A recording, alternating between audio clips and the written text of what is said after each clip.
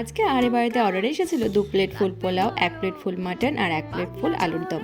অর্ডারটা কিন্তু আমাদের লোকাল এরিয়ার মধ্যে আসেনি, লোকাল এরিয়া থেকে একটু দূরে ছিল।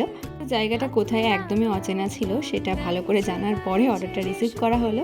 অর্ডারটা এসেছিল হঠাৎ করে, এতগুলো আইটেম একসাথে রেডি করে টাইমের মধ্যে দেওয়াটা একটু চাপের ছিল, তাই এক একজন এক একটা ডিপার্টমেন্ট বেছে নিলাম। শুভ তো তাড়াহুড়ো করে বাজার থেকে মাংস আনলো, আর এখানে আমি আলুর দমটা করছিলাম। মাংস আনার সাথে সাথেই মা এদিকে মাংস বানাতে শুরু করে দিয়েছিল। এবার মা যখন মাংসটা করছে ততক্ষণে ভাবলাম যে পোলাওয়ের চালটা আমি মেখে রাখি, আর আলুর দমটা হলে পোলাওটা চাপাতে হবে। গ্যাসকে আজকে কোনোভাবেই রেস্ট দেওয়া যাবে না, একটার পর একটা আইটেম চলতেই থাকবে।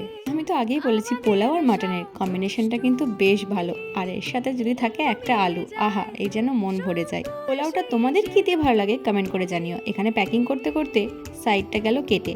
প্যাকিং করার কাগজটা যে এত ধারালো হয় আজকে বুঝলাম। বাকিটা ছেড়ে দিলাম শুভর উপরে। চলো আজকের জন্য টাটা।